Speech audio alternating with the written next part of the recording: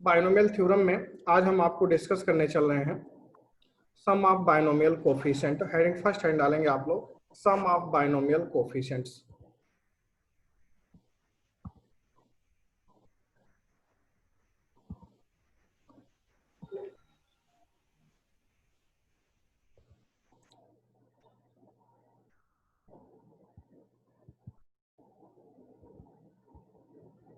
Some of binomial coefficient.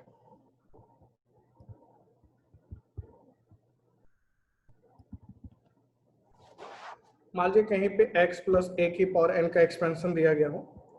x plus ए की power n का expansion आप सब जानते हो n सी जीरो x की power n plus n C one x की power n minus one into A plus n C two x की power n minus two into A square and so on n C n ए की power n। ये हम लोगों ने binomial expansion लिखा है। यहाँ पे आपने देखा x प्लस ए की पावर n का जो था बाइनोमियल एक्सपेंशन हम लोगों ने यहाँ पे लिखा n सी जीरो एक्स की power n plus n C one x की power n minus one into a and so on n C n ए की पावर n। देखो बेटा यहाँ पर n C zero n C one n C two n C n जो है binomial coefficient को represent करते हैं। अगर मान लीजिए हमने आपसे कहा find out the sum of binomial coefficient n C zero plus n C one plus n C two and so on n C n, ये जो आपको गिवन है ये बाइनोमियल कोफिशिएंट्स को रिप्रेजेंट करता है। जो ऊपर एक्सपेंशन लिखा हुआ है उसमें से देखिए अगर आपको n C zero plus n C one n C two n C n की वैल्यू को फाइंड आउट करना है, इसका मतलब है कि यहाँ से हम लोग को x और a को एलिमिनेट करना है। x और a को एलिमिनेट करने का सबसे अच्छा तरीका है x और a दोनों को ही आप 1 से रिप्लेस कर दीजिए। जैसे ही आपने x और a को 1 से रिप्लेस किया तो आपने देखा n C zero plus n C one plus n C n की वैल्यू कितनी आ गई 2 की पावर n आ गई। सम ऑफ बाइनोमियल कोफिशिएंट शब्द अगर कहा जाए n C zero n C one n C two n C, sum of coefficient जब कहते हैं तो जो कांस्टेंट टर्म होता है उनको भी हम लोग कंसीडर कर लेते हैं। फिर आप देखेंगे यहाँ पे n C zero plus n C two plus n C four equal to n C one plus n C three plus n C five and this equal to 2 की पावर n माइनस वन। तो आप देखो बेटा sum of even binomial coefficient sum of odd binomial coefficients के equal होता है, तो आप लिख सकते हैं sum of even binomial coefficient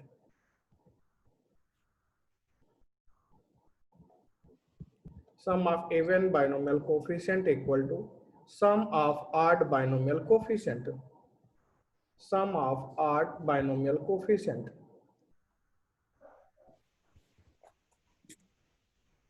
equal to 2 की power n minus one. Sum of even binomial coefficient sum of odd binomial coefficients के इक्वल होते हैं और इनकी जो वैल्यू होती है 2 की पावर n माइनस वन के इक्वल होता है। तो कहीं भी बाइनोमियल एक्सपेंशन आपको फाइंड आउट करना हो, जितने भी वेरिएबल्स आपको दिए जाते हैं उनको आप 1 से रिप्लेस कर दीजिए। मान लीजिए अभी हमने आपसे कहा x plus two y plus three z whole power n आपको गिवन है। इनके एक्सपेंशन में हमने कहा बेटा सम ऑफ बाइनोमियल कोफिशिएंट्स को आप फाइंड आउट कीजिए। तो आप देखेंगे इसके एक्सपेंशन में sum of binomial coefficient find out करना होगा, तो जितने भी वेरिएबल्स होंगे उन सभी वेरिएबल्स को आप 1 से रिप्लेस कर दीजिए। x, y और z तीनों को ही आपने 1 से रिप्लेस किया तो सम ऑफ बाइनोमियल कोफिशिएंट कितना आ गया 6 की पावर n। तो कोई भी एग्जांपल दे रहे हैं, आपसे कहा जाता है बेटा sum of binomial coefficient find out कीजिए। तो सम ऑफ बाइनोमियल कोफिशिएंट निकालना है तो जो भी वेरिएबल्स दिए गए हों उन वेरिएबल्स को अगर आपने 1 से रिप्लेस कर दिया सम ऑफ बाइनोमियल कोफिशिएंट्स आपको मिल जाते हैं। इसी पे एक एग्जांपल लेते हैं।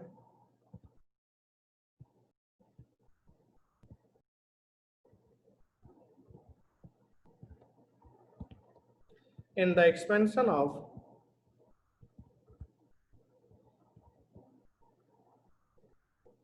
in the expansion of 1 upon x plus 2x की power n.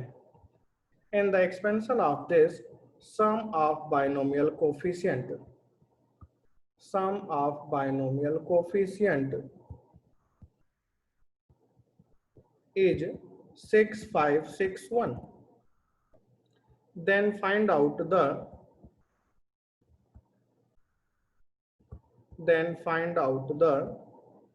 constant term.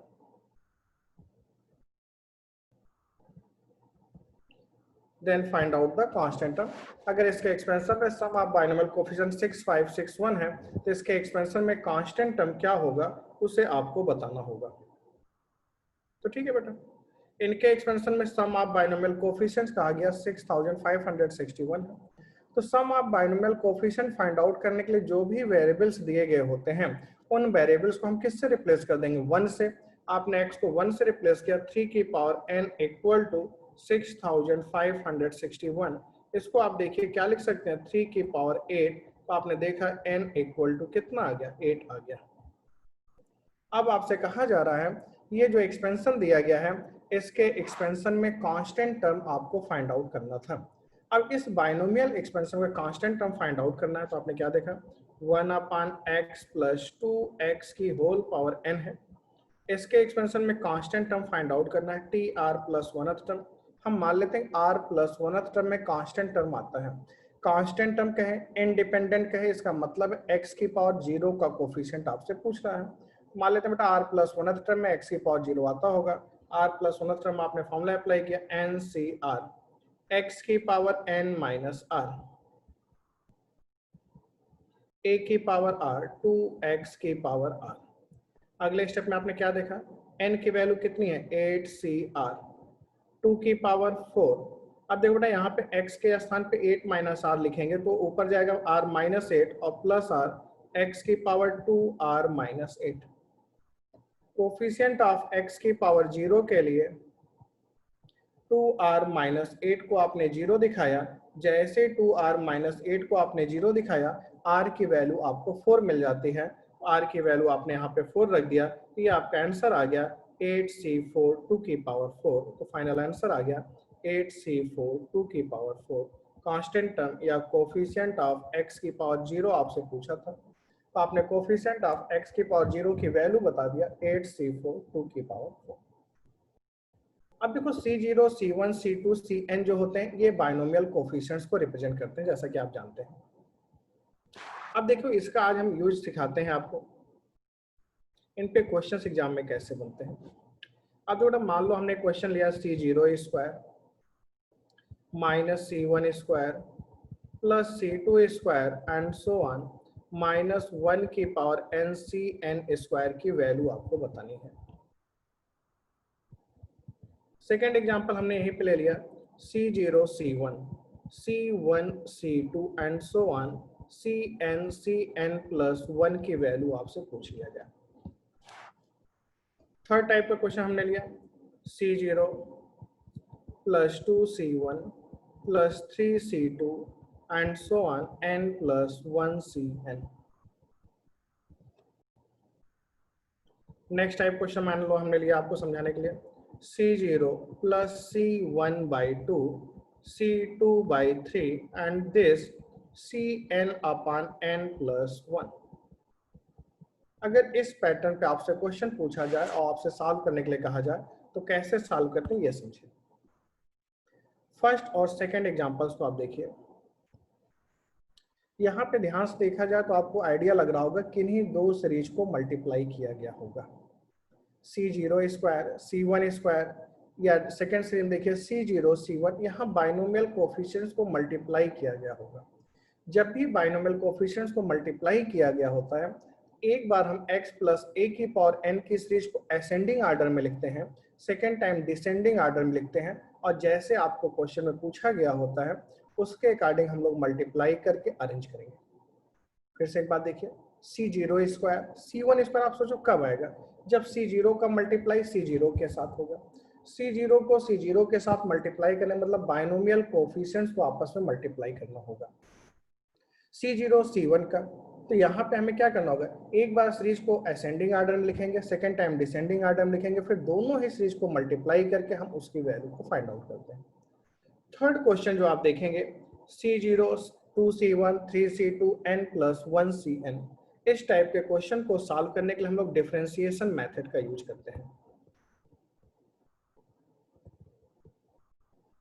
Differentiation method को करने के पहले हमें एक थोड़ा सा अरेंजमेंट करना होता है। कैसे अरेंजमेंट करते हैं अभी हम आपको डिस्कस कर देंगे।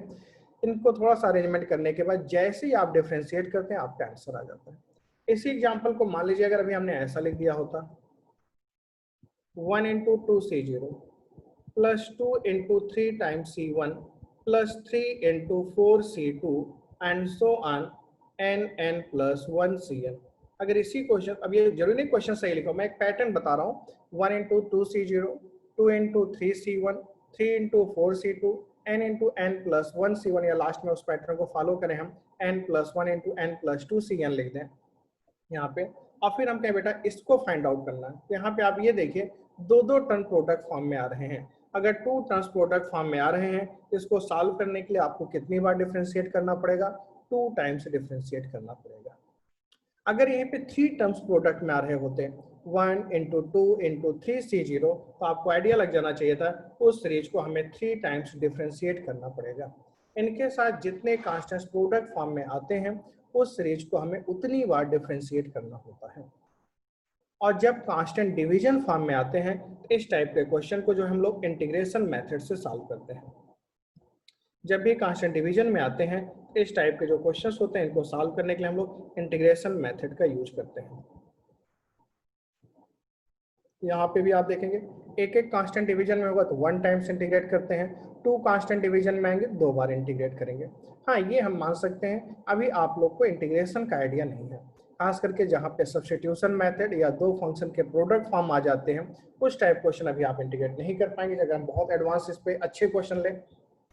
लेकिन आप इतना तो समझ जाएंगे कि इस चैप्टर में इतना सीख लीजिए भाई हम कन्वर्ट कैसे करते हैं इंटीग्रेशन तक। लेफ्ट साइड का अरेंजमेंट हो गया, राइट साइड के इंटीग्रल से वैल्यू आएगी, तो जब आप इंटीग्रेशन सीख लेंगे तो उस टाइप के क्वेश्चन को बहुत अच्छे से कर लेंगे। बेसिक लेवल के जो क्वेश्चन होते हैं मेंस लेवल तक के, एडवांस तक के भी आप सारे क्वेश्चन कर लेंगे। लेकिन अगर हम ऐसा कोई क्वेश्चन बनाए या एक दो बुक्स में मिल जाते हैं जो टोटली प्योरली इंटीग्रेशन पे डिपेंड आ जाते हैं, जहां पे सब्स्टिट्यूशन मेथड या इंटीग्रेशन में डेफिनेट इंटीग्रल की प्रॉपर्टी का यूज कर लेता है, उस टाइप का क्वेश्चन बेटा अभी आप नहीं कर पाएंगे। तो उसको ना करने का मतलब ये नहीं है कि आपको बाइनोमियल नहीं आता है, इसका मतलब क्या है आपको इंटीग्रेशन नहीं आता है, और इंटीग्रेशन अभी आपको पढ़ाया नहीं गया है, इसलिए वहां पे थोड़ी सी दिक्कतें आ सकती हैं। की जरूरत आपको नहीं है, जब हम इंटीग्रेशन भी सिखा देंगे उस पार्ट में भी आप एक्सपर्ट हो जाओगे। अब आइए कुछ एग्जांपल्स लेते हैं, जैसे फर्स्ट सेकंड एग्जांपल हम पहले लेते हैं, दिखाते हैं थोड़ा सा आइडिया लगेगा। अब देखिए जैसे आपने देखा बेटा यहाँ पे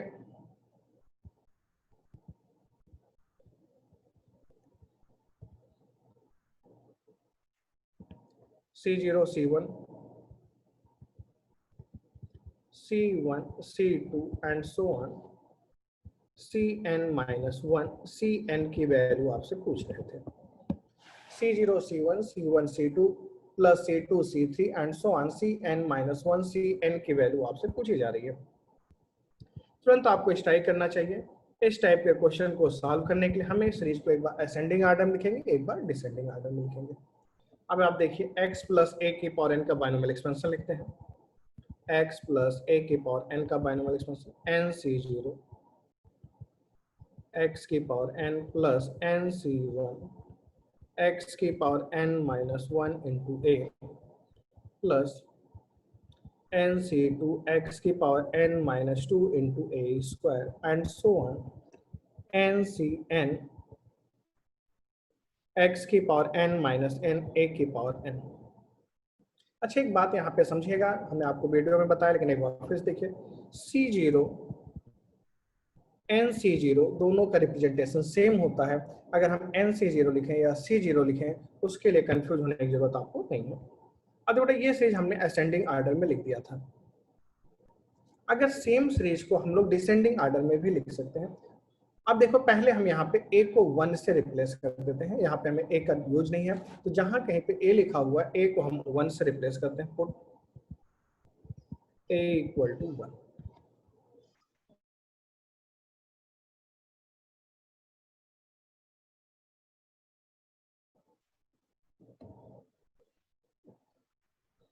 अब आप देखो बेटा, a को 1 से रिप्लेस किया आपने, तो x प्लस 1 की power n equal to n C zero x की power n plus n C 1 x की power n minus 1 plus n C 2 x की power n minus 2 and so on n C n।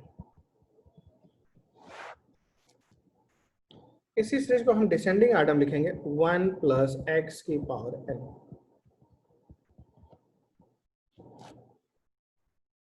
अब अगर यहीं पे आप चाहें तो इसको n को हटा सकते थे आप, c0 x की पावर n, c1 x की power n minus 1, c2 x की पावर n माइनस 2, cn भी आप लिख सकते थे। तो अगली बार हम ऐसे लिख देते हैं। अब देखिए c0, फर्स्ट डिसेंडिंग आर्डर लिख दिया था आपने, सेकंड असेंडिंग आर्डर लिखते हैं, c0 plus c1 x plus c2 x square and so on cn x की पावर n। आपने दोनों ही सीरीज को लिख दिया। अब देखिए जैसे ऊपर प्रूविंग में अभी रहा होता plus minus alternate, c0 c1 minus c1 c2 plus c2 c3 minus c3 c4 रहा होता, तो किसी एक सीरीज को आपको माइनस साइन के साथ लेना होता। किसी भी एक सीरीज को आपको माइनस साइन से, अगर सब प्लस में है दोनों को हम लोगों ने क्या किया, प्लस में ले लिया। अब देखो बेटा, जैसे रिक्वायरमेंट है वैसे हम मल्टीप्लाई करेंगे।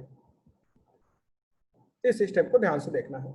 आप क्वेश्चन देखो, c0 c1 फाइंड आउट करना है, तो c0 को c1 के साथ अगर आपने मल्टीप्लाई किया तो x की पावर n प्लस 1 आएगा। c0 c1 साथ में आप देखिए x की power n plus 1, c1 c2 आप चाहते हो, c1 c2 को आपने मल्टीप्लाई किया तो देखो साथ में कितना आएगा, x की पावर n प्लस 1 आएगा। ऐसे ही अगर यहाँ पे आप देखते हैं, इसके पहले आता cn माइनस 1 x की power n minus 1, cn minus 1 into x आता, और लास्ट टर्म आपका cn आता। यहाँ पे cn माइनस 1 को cn के साथ आप मल्टीप्लाई करते, cn माइनस 1 को cn के साथ आप मल्टीप्लाई करते, तो आप देखते x की पावर n प्लस 1 आता। लेकिन एक बात बताइए, क्या इनको मल्टीप्लाई करने पे केवल इतने ही टर्म आएंगे? भाई आपने c0 को c1 के साथ मल्टीप्लाई किया, x की पावर n प्लस 1 आया, लेकिन आप ध्यान से देखिए c0 का तो सीरीज में सभी के साथ मल्टीप्लाई होना चाहिए था। अब जब दो सीरीज को हम मल्टीप्लाई करते तो c0 का मल्टीप्लाई c0 के साथ होता, c0 स्क्वायर x की पावर n आता, c0 c2 x की पावर n प्लस 2 आता। बहुत से टर्म आते, लेकिन उन सभी टर्म में x की पावर डिफरेंट आती। यहाँ पे आप देख रहे हैं x की पावर n प्लस 1 वाले कोफिशिएंट्स इतने ही हैं, और आपसे x की पावर n प्लस 1 का कोफिशिएंट पूछा गया था, दिस प्लस अदर टर्म्स। बाकी टर्म्स को हमने यहाँ पे लिख दिया, अदर टर्म से रिमेनिंग टर्म आ जाएंगे, उनकी हमें रिक्वायरमेंट नहीं थी। हमसे तो केवल c0 c1 plus c1 c2 and so on cn minus 1 cn की वैल्यू आपसे पूछी गई थी। लेफ्ट साइड में आपने मल्टीप्लाई किया, 1 प्लस x की पावर 2n आ जाएगा। 1 प्लस एक्स की पावर 2n को अगर आपने बाइनोमियल से एक्सपेंड कीजिए, अगर आप इमेजिन कीजिए कि 1 प्लस एक्स की पावर 2n का बाइनोमियल से एक्सपेंशन आप करेंगे, x की पावर 0 से लेकर के x की पावर 2n तक के सभी टर्म आएंगे। 1 प्लस एक्स की पावर 2n को जब बाइनोमियल से एक्सपेंड करेंगे तो x की पावर 0 से लेकर x की पावर 2n तक के टर्म आएंगे। राइट साइड में जब मल्टीप्लाई करेंगे, c0 x की पावर n को cn x की पावर n से मल्टीप्लाई करेंगे तो x की power 2n, c0 cn multiply होगा x की पावर n, यहाँ पे भी x की पावर 0 से लेके x की पावर 2n तक के टर्म आएंगे। तो आपने देखा यहाँ पे x की पावर 0 से लेके x की पावर 2n तक के टर्म आपको मिलेंगे, लेकिन आपको यहाँ पे चाहिए क्या? आपने देखा बेटा, आपको यहाँ पे लेफ्ट साइड में x की पावर n प्लस 1 का कोफिशिएंट चाहिए, मतलब c0 c1 c1 c2 cn minus 1, cn किसको रिप्रेजेंट कर रहा है? कोफिशिएंट ऑफ x की पावर n प्लस 1 को रिप्रेजेंट कर रहा है। यानी कि इसके एक्सप्रेशन में अगर हम x की पावर n प्लस 1 का कोफिशिएंट निकाल दें, 1 प्लस एक्स की पावर 2n के एक्सपेंशन में x की पावर n+1 का कोफिशिएंट निकाल दे तो हम लोग का काम बन जाएगा। मतलब इसके एक्सपेंशन किसका कोफिशिएंट निकालना, x की पावर n+1 का कोफिशिएंट फाइंड आउट करना है। तो हम ये मान लेते हैं इसके r+1th टर्म में आता होगा। r+1th टर्म आपने लिखा 2ncr x की power n minus r a की पावर r। r की वैल्यू कितने के इक्वल होगी, n+1। तो आपने देखा 2ncn+1 आपका आंसर आ गया। अब आपने देखा बेटा इस क्वेश्चन का जो आंसर था कितना आ गया, 2ncn+1 आ गया। नेक्स्ट एग्जांपल लेते हैं बेटा।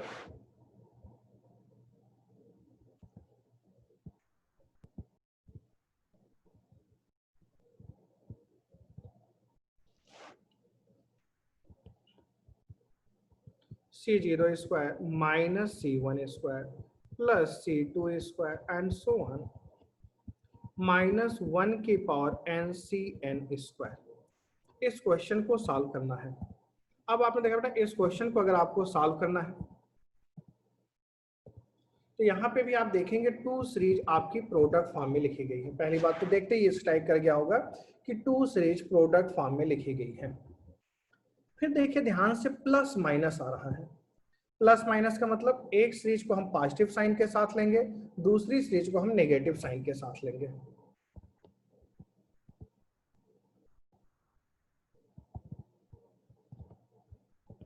अब आपने देखा 1 प्लस एक्स की पावर n, 1 प्लस एक्स की पावर n की सीरीज को हमने लिया C0 C1x plus C2x square C3x cube and so on CNx की पावर n। दूसरी चीज को हम माइनस साइन साथ ले लेते हैं, x माइनस 1 की power n C0 minus C1x plus C2x square and so on -1 की पावर NCNx की पावर n। अब आप समझिएगा क्वेश्चन देखिए लाना क्या है, C0 स्क्वायर। यार एक मिनट देखो, दोनों ही सीरीज को हमने असेंडिंग आर्डर लिख दिया था, इसको डिसेंडिंग लिखिए आप। C0 x की power n minus C1 x की power n minus 1 C2 x की power n minus 2 and so on -1 की पावर NCN। अब देखो इसको अगर हम मल्टीप्लाई करते हैं दोनों सीरीज को जैसे रिक्वायरमेंट हो, आपको दिख रहा है बेटा C0 square minus C1 square. अब देखो C0 स्क्वायर आपने किया, साथ में कितना आ रहा है x की power n, minus C1 square करेंगे x की power n plus C2 square x की पावर n और लास्ट में चलते जाएंगे आप -1 की पावर NCN स्क्वायर x की पावर n का कोफिशिएंट है, प्लस अदर टर्म्स आप जरूर लिख दीजिएगा। अब देखो बेटा यहाँ पे आपसे क्या पूछ रहे थे, x की पावर n का कोफिशिएंट निकाल दिया जाए तो काम बन जाए। लेफ्ट साइड में आप देखिए a plus b a minus b x square minus 1 की पावर n, यानी कि आपने देखा जिसकी वैल्यू निकालनी है वे लेफ्ट साइड में x की पावर n के कोफिशिएंट्स के इक्वल है। तो आप क्या लिखने वाले हो, C0 square minus C1 square plus C2 square and so on -1 की power NCN square equal to coefficient of x की power n in the expansion of this. इसके एक्सपेंशन में x की पावर n का कोफिशिएंट निकाल दिया जाए तो काम बन जाए। अब देखो बेटा इसके एक्सपेंशन में x की पावर n कोफिशिएंट निकालना तो आप सब जानते हैं r+1th टर्म में आता है। आपने r+1th टर्म का फॉर्मूला तुरंत लिख दिया, NCR x की power n minus r a की पावर r। अब देखिए 2n माइनस 2r की वैल्यू कितने के इक्वल होनी चाहिए, n के इक्वल होनी चाहिए। तो r की वैल्यू कितनी आ जाएगी, n/2 आ जाएगी। अब समझिए इस क्वेश्चन को हमने क्यों लिया, हम एक बात सिखाना चाहते थे इसीलिए इस क्वेश्चन को हमने लिया। कोफिशिएंट ऑफ, अब देखिए बेटा यहाँ पे x की पावर n तो आपने निकाल ही दिया, this equal to first answer आपका आया -1 की पावर n/2 इंटू NCN/2। लेकिन हमने देखो आपको स्टार्टिंग के फर्स्ट वीडियो में सिखाया था कि फैक्टोरियल जो होता है हमेशा पॉजिटिव इंटीजर्स का फाइंड आउट करते हैं। अगर आप सोचिए n ऑड नंबर हो जाएगा तो क्या n/2 की वैल्यू आप निकाल पाएंगे? नहीं। तो यानी कि जिस समय n इवन होगा उस केस में तो ये आंसर आपका सही है। लेकिन अगर n ऑड हो गया तब तो ये आंसर सही नहीं होगा, यानी कि ये टर्म एग्जिस्ट ही नहीं करेगा, मिलेगा ही नहीं, क्वेश्चन में आएगा ही नहीं। ऐसे जिस शब्दों का आप यूज कर सकते हैं, नहीं आएगा, इसका मतलब है उसका कोफिशिएंट कितना हो जाएगा? 0। कहीं भी फ्रैक्शनल पावर आए, कहीं सॉरी फ्रैक्शनल में फैक्टोरियल आ जाए, तुरंत समझ जाओ इस एग्जिस्ट नहीं करेगा, ये टर्म आपका क्या होगा? 0 हो जाएगा।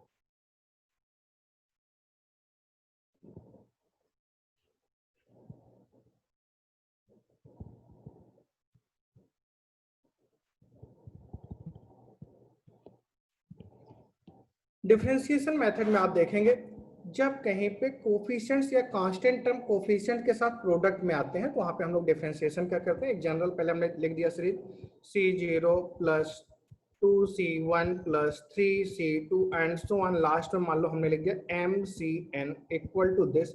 इसकी वैल्यू आपको फाइंड आउट करनी है। देखो ना, जब भी डिफरेंशिएशन मेथड वाला क्वेश्चन है तो आप लास्ट टर्म का कोफिशिएंट देखिए। लास्ट टर्म का कोफिशिएंट कितना है? m है। m में जो है आप n से डिवाइड कर दीजिए। n का मतलब क्या है? जैसे 2nc0 होता है, 2nc1, 2nc2, तो आप 2n से डिवाइड करते हैं। यहाँ पे आप nc0 nc1 है तो हम n से डिवाइड किया। मान लीजिए n से डिवाइड किया, आपका q टाइम्स गया, तो nq आ जाएगा। माइनस किया, रिमाइंडर r आ गया। तो आपने देखा क्वेश्चन क्यू, रिमाइंडर आर आ गया। तो जो बाइनोमियल सीरीज आपकी दी गई थी 1 प्लस एक्स की पावर एन की सीरीज जो आपने लिखा था, वहां पे आप क्या करोगे? रिप्लेस। एट फर्स्ट आप x को x की पावर q से रिप्लेस कर देंगे। x को x की पावर q से रिप्लेस करेंगे, मल्टीप्लाइड बाई x की पावर r।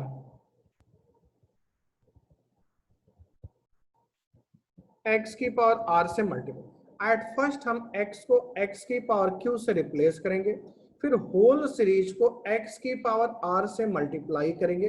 इतना करने के बाद आप आंख बंद करके डिफरेंशिएट कर दीजिए। जैसे डिफरेंशिएट करके आप देखेंगे आपको आंसर मिल जाएगा। क्या ध्यान में रखना है? लास्ट टर्म के कोफिशिएंट में आप n से डिवाइड कीजिए, q टाइम्स गया, x को x की पावर q से रिप्लेस कीजिए, रिमाइंडर r आ रहा है, x की पावर r से मल्टीप्लाई करने के बाद जैसे ही होल सीरीज को आप डिफरेंशिएट करेंगे आप देखेंगे आपका आंसर आ जाएगा। ठीक है, अब इस पर हम एग्जांपल्स लेते हैं।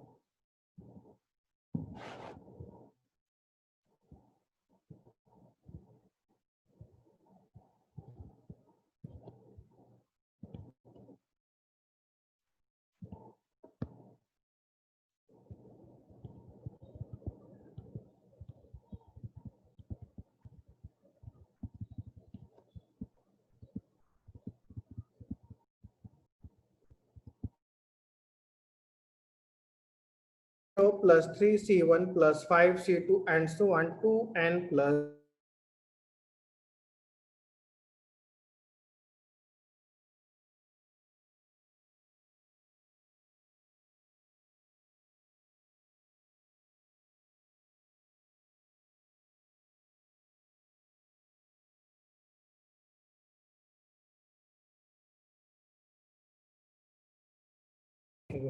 तो ऑप्शन देखा बेटा 1 प्लस एक्स की पावर n का बाइनोमियल एक्सपेंशन क्या होता है? C0 C1x C2x square and so on Cn x की पावर n आपने लिख दिया। लास्ट टर्म का कोफिशिएंट कितना है? 2n plus 1। 2n प्लस 1 में आपने n से डिवाइड किया, 2 टाइम्स गया, रिमाइंडर कितना आया? 1 आया। x को हम लोग किससे रिप्लेस करेंगे? x स्क्वायर से रिप्लेस करेंगे। अब आप यहाँ पे देखेंगे जो हमारा x दिया गया है, x को हम किससे रिप्लेस करेंगे? x स्क्वायर से रिप्लेस करेंगे और मल्टीप्लाई किससे करेंगे हम लोग? x की पावर 1 से। x को x स्क्वायर से रिप्लेस करेंगे और उसके बाद हम लोग x को x की पावर 1 से जैसे मल्टीप्लाई करेंगे आप देखेंगे आपका आंसर आ जाएगा। भाई हमें क्या करना है? x को x स्क्वायर से रिप्लेस करना है और मल्टीप्लाई किससे करना है, x से। पहले क्या करेंगे, रिप्लेसमेंट करेंगे। आइए देखते हैं बेटा सब लोग। x को x स्क्वायर से आपने रिप्लेस किया, 1 प्लस एक्स स्क्वायर की power n equal to c0 plus c1 x square, c2 x की power 4 and so on cn x की पावर 2n। होल सीरीज में आप x से मल्टीप्लाई कीजिए, x 1 प्लस एक्स स्क्वायर की power n, c0 x, c1 x cube, c2 x की power 5 and this cn x की power 2n plus 1। x को x square से रिप्लेस किया गया, x से मल्टीप्लाई किया गया। अब इसको आप डिफरेंशिएट कर दीजिए। दोनों काम करने के बाद अगला स्टेप में क्या है, differentiate with respect to x। पहले आप राइट साइड देखिए, c0 x का डिफरेंशिएशन 1, x क्यूब का differentiation 3x square, 3c1 x square, 5c2 x की पावर 4 एंड दिस इधर आप आ जाएंगे 2n प्लस 1 cn x की पावर 2n। ये कुछ आपका ऐसा आ गया। अब देखो बेटा, लेफ्ट साइड का जो डिफरेंशिएशन करना है, तो लेफ्ट साइड में आपको आइडिया होगा फर्स्ट और सेकंड मान के हम लोग डिफरेंशिएट करते हैं। इतना तो डिफरेंशिएशन आपने फिजिक्स में भी यूज करते होंगे। तो देखिए यहाँ दो फंक्शन प्रोडक्ट फॉर्म में दिए गए। फर्स्ट फंक्शन हमने लिखा x, ध्यान से देखेंगे आप लोग। सेकेंड फंक्शन को हम डिफरेंशिएट करेंगे तो n 1 प्लस एक्स स्क्वायर की पावर n माइनस 1। और देखो 1 प्लस एक्स स्क्वायर को हमने x माना है, जिसको x मानते हैं, अगेन डिफरेंशिएट करते हैं 2x plus second function 1 plus x square की पावर n। x का डिफरेंशिएशन किया तो 1 आ गया। ये हम लोगों का आ गया। तो आपने क्या देखा बेटा, यहाँ पे फर्स्ट सेकेंड मान के आपको डिफरेंशिएट करना था। देखिए फर्स्ट फंक्शन हमने क्या लिखा, x 1 प्लस एक्स स्क्वायर की पावर n, सेकेंड डिफरेंशिएट किया n x की power n minus 1, x square को अगेन डिफरेंशिएट किया 2x plus second function 1 plus x square की पावर n। ये आपने डिफरेंशिएट कर दिया। डिफरेंशिएट करने के बाद क्वेश्चन में देखिए आपका आंसर निकालना क्या था, c0 plus 3c1 plus 5c2, मतलब x आप नहीं चाहते हैं, x को 1 से रिप्लेस कर दीजिए, put x equal to 1।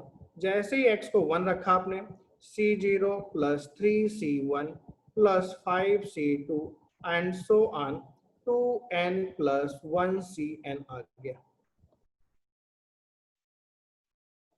Left side में x के स्थान पे 1 रखते हैं आप, n x के स्थान पे 1 इंटू 2 इंटू 2 की पावर n माइनस 1। देखो बेटा 2 इंटू 2 की पावर n माइनस 1, 2 की पावर n प्लस 2 की पावर n। यहाँ देखिए इसकी वैल्यू 2 की पावर n माइनस 1 आएगी, एक 2 से इंटू है तो 2 की पावर n, 2 की पावर n कॉमन ले लीजिए आप, तो नेक्स्ट स्टेप में आ गया n प्लस 1 इंटू 2 की पावर n। ये आपके क्वेश्चन का आंसर आ गया। तो आपने देखा इसका आंसर आ गया n प्लस 1 इंटू 2 की पावर n। नेक्स्ट हम लोग देखते हैं इंटीग्रेशन मेथड।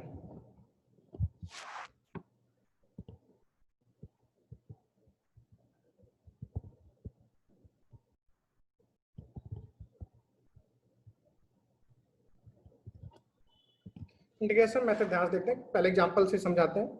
मान लो कि एग्जांपल ये हमने c0 plus c1 by 2, c2 by 3 and so on cn upon n plus 1, इसकी वैल्यू निकालनी है। आपने देखा डिनोमिनेटर में डिवीजन फॉर्म में आ रहा है, हमें इंटीग्रेशन मेथड का यूज करना है। इस टाइप के क्वेश्चन को सॉल्व करने के लिए हम लोग 1 प्लस एक्स की पावर n का बाइनोमियल एक्सपेंशन लिखते हैं, c0 plus c1x plus c2x square and so on cnx की power n, c0 c1x c2x square and so on cnx की power n। Both side integrate कर देते हैं, x के रिस्पेक्ट में दोनों ही तरफ हम इंटीग्रेट कर देते हैं, तो dx dx बोथ साइड लिख दिया। अब देखो इतना सब लोग आप जानते हैं, आपको हमें बताने की जरूरत नहीं है।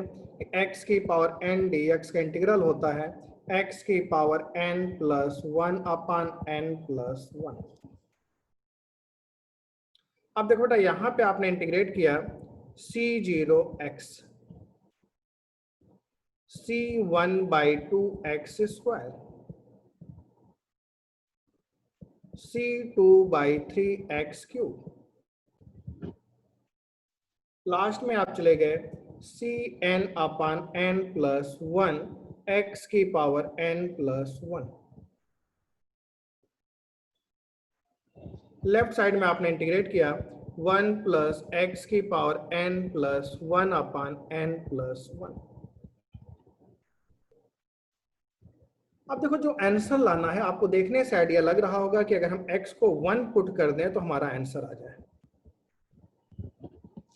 अब बेटा जैसे ही आपने x को 1 पुट किया तो लेफ्ट साइड तो आ गया 2 की power n plus 1 upon n plus 1। Right side देखिए c0 plus c1/2 c2/3 and so on cn upon n plus 1। ये आपका आंसर आ गया। लेकिन ये मेथड गलत है, ये जो हम लोगों ने सॉल्व किया हुआ है ये गलत है। हमने इंटीग्रेट कर दिया, इंटीग्रेट करने के बाद वैल्यू को पुट किया, आपने देखा आपका आंसर आ गया, लेकिन ये मेथड गलत है। अब बात होती कहाँ पे गलती हुई। पहली बात तो आपने देखी है जो इंटीग्रल था ये इंडेफिनिट इंटीग्रल था, यहाँ पे इंटीग्रेटिंग कांस्टेंट हमको k या c जोड़ना था। अब इस इंटीग्रेटिंग कांस्टेंट k अगर हमने जोड़ा हुआ है, इसकी वैल्यू हमको निकालनी पड़ेगी। अब इसकी वैल्यू को फाइंड आउट करने के लिए, k की वैल्यू को फाइंड आउट करने के लिए अगर इस इक्वेशन में हम पुट करते तो x इक्वल टू 0, ये मान लेते हैं फर्स्ट इक्वेशन है। फर्स्ट इक्वेशन में हम x को क्या पुट करने चल रहे हैं, 0। जैसे ही बेटा आपने देखा फर्स्ट इक्वेशन में हम x को 0 रखेंगे तो कितना आ जाएगा 1 upon n plus 1 equal to कितना आ जाएगा k। अब इस k की वैल्यू को जब आप फर्स्ट इक्वेशन में रखेंगे और लेफ्ट साइड शिफ्ट कर देंगे तो ये कितना आ जाएगा 2 की power n plus 1 minus 1 upon n plus 1 equal to c0 plus c1/2 plus c2/3 and so on cn upon n plus 1। जल्दबाजी में कुछ बच्चों से गलती हो जाती है, वो इंटीग्रेटिंग कांस्टेंट ध्यान नहीं देते हैं, लेकिन अगर आपने इस तरह से करके x को पुट किया तो आपको इंटीग्रेटिंग कांस्टेंट की वैल्यू को फाइंड आउट करके निकालना पड़ेगा। इससे अच्छा है कि आप इस मेथड को फॉलो ना करके जब भी इंटीग्रेशन वाला क्वेश्चन आए, जैसे ही आपने देखा यहाँ पे c0 plus c1/2 c2/3 cn upon n plus 1 type का क्वेश्चन आया, आपको बाइनोमियल एक्सपेंशन लिखे दीजिए 1 प्लस एक्स की power n equal to c0 plus c1x c2x square cnx की पावर n लिख दीजिए। इसको लिखने के बाद बोथ साइड जब इंटीग्रेट करते हैं आप x के रिस्पेक्ट में, लोअर लिमिट हमेशा 0 लेंगे। ये ध्यान रखिए लोअर लिमिट आप हमेशा 0 लीजिए। लोअर लिमिट 0 लेने का मतलब है कि x की वैल्यू को आपने 0 रखा, इनिशियल कंडीशन, k की वैल्यू को निकाल दिया। अपर लिमिट वेरिएबल होती है, क्वेश्चन पे डिपेंड करती है। अब जैसे आपने देखा यहाँ पे c0 है, c1/2 है, c2/3 है, cn अपान n प्लस 1 है, इनके साथ किसी भी कांस्टेंट मल्टीपल में नहीं है तो अपर लिमिट को आप 1 लेंगे। अगर यहीं पे इनके साथ कांस्टेंट्स मल्टीपल में आ जाता, जैसे 2 का स्क्वायर, 2 का क्यूब, 2 की power n plus 1, upper limit आप 2 ले लेते। 3 मल्टीपल्स में आ रहा होता तो अपर लिमिट आप क्या करते, 3 ले लेते। इस क्वेश्चन में देखने से आइडिया लग गया अपर लिमिट कितनी होगी आपकी 1। अब देखो आपने इसको इंटीग्रेट किया c0 x c1/2 x square c2/3 x cube